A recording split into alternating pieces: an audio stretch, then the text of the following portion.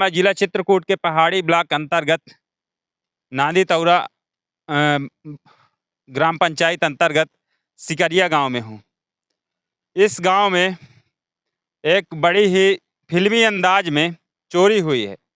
एक फिल्मी अंदाज में मैं दिखाने की कोशिश करूंगा इस गांव में किस अंदाज में चोरों ने चोरी किया है, चोरों का किस तरह से हौसला बुलंद है पूरे ज़िले में। मैं दिखाने की कोशिश करूंगा किस प्रकार से पूरे ज़िले में दहशत का एक माहौल है। देखिए, सिकरिया गांव में हम इस समय जीरो ग्राउंड पर हैं। मैं दिखाने की कोशिश करूंगा यही वो रास्ता है जहां से चोर दाखिल हुए थे। परिजनों का कहना है कि यही एक रास्ता है जहां से चोर दाखिल हुए थे, इसलिए कि यहाँ का चारा घास जो है गिरा हुआ है। ये जो जिस रास्ते से हम चल रहे हैं, मैं दिखाने की कोशिश करूंगा इस रास्ते पे जो है चारा और घास गिरा हुआ है। तो परिजनों का कहना है कि इसी रास्ते से चोर दाखिल हुए थे। अब कब की घटना है और क्या कैसे मामला है, मैं परिजनों को साथ में लेने की कोशिश करूँगा, जानकारी लेने की कोशिश करूँगा। परिजन है मेरे साथ, मैं उनसे जानकारी लेने की कोशिश करूँगा। क्या नाम है आपका? सत्यम त्रिपाठी जी। क्या कैसे मामला है, कौन सा गांव है? सिकरिया गांव है और हमारे ही घर में चोरी हुई है। अब ताला वाला तोड़ के गए हैं यहाँ। यही इसी रास्ते पे शक के दायरे में कहीं ना कहीं यही रास्ता है। हाँ, फुटप्रिंट यहीं मिले हैं। अच्छा। यहाँ से आए हैं और यहीं से किनारे से होते हुए गए। पहले इधर का दरवाजे के ताला तोड़े हैं, उसके बाद फिर दूसरे साइड। और कौन कौन यहाँ आए हैं? पुलिस विभाग की टीम जो है, कौन कौन टीम आ चुकी है यहाँ? पुलिस, हाँ पुलिस, हाँ थाना प्रभारी, हाँ, और क्राइम ब्रांच वाले भी आए थे। हर जगह का मुआवजा किए हैं। कितने बजे का मामला है, कितना समय रहा होगा और कैसे क्या मामला है, विस्तार से बताएं। सुबह 4 बजे से 6 बजे के बीच का मामला है ये। कल जन्माष्टमी थी, आप लोग कितने बजे तक रात में जगे हैं? रात में तकरीबन मैं तो फिलहाल 1 ही बजे तक जगा हूँ, बाकी हमारे पिताश्री थे वो जगे हैं 4 बजे तक सुबह। कौन सा रूम है, मैं दिखाने की कोशिश करूंगा। देखिए, मैं दिखाने की कोशिश करूँ, हम उसी रूम में चल रहे हैं जिस रूम से चोरी हुई है, तो मैं दिखाने की कोशिश करूंगा। पहले ये वाले रूम का ताला तोड़े हैं जी। इस वाले रूम का ताला तोड़े हैं और ये यहाँ से मतलब उस पार गए हैं। और यहाँ पे अनाज पानी रखा हुआ है, जिससे ड्राम का मतलब ढक्कन खुला है, बोरी वगैरह सब ड्राम में थी, तो सब निकाल के बाहर पड़ा हुआ था। गेहूं सब बिखरा हुआ अभी भी पड़ा हुआ है जी। और फिर यहाँ जब कुछ नहीं मिला है तब वो सामने वाले गेट का ताला तोड़े हैं। चलिए दिखाते हैं। चोरों ने पहला रूम खोला और ताला तोड़ा है इसी रूम का। हम उसी रूम में आ चुके हैं। देखिए, ये गल्ला की कोठी भरी हुई है और इस गल्ले की कोठी से मैं दिखाने की कोशिश करूंगा। देखिए कि इतना गल्ला निकला है। चोरों का कहीं ना कहीं आत्मविश्वास कर रहा था कि इसी में कहीं ना कहीं सोना चांदी हो, तो कहीं ना कहीं इसी में जो पहले हाथ डाला है और यही रूम में पहले दाखिल हुए हैं, फिर इसके बाद दूसरे रूम में गए हैं। क्या क्या क्षतिग्रस्त हुआ, क्या क्या नुकसान पहुंचाए हैं?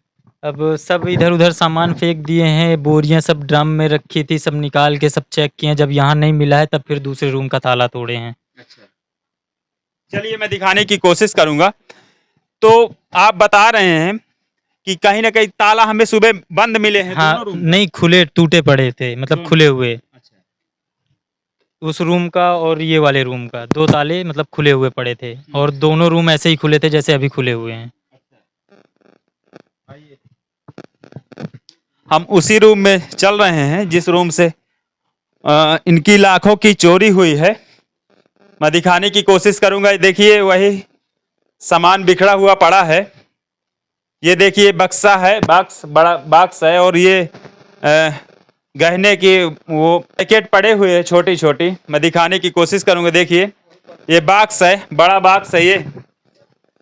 ये बड़ा बक्सा है, इससे जो है चोरी हुई है। कपड़े निकाल के फेंके हुए थे उस हाँ, ये सारा सामान मतलब गद्दा रजाई ऊपर रखा हुआ है, इसके नीचे था सब पूरा सामान। क्या क्या गहने में था?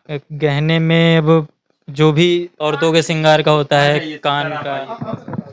क्या क्या गहने में था? कान की बिजली थी। क्या नाम है आपका? पूनम। जी।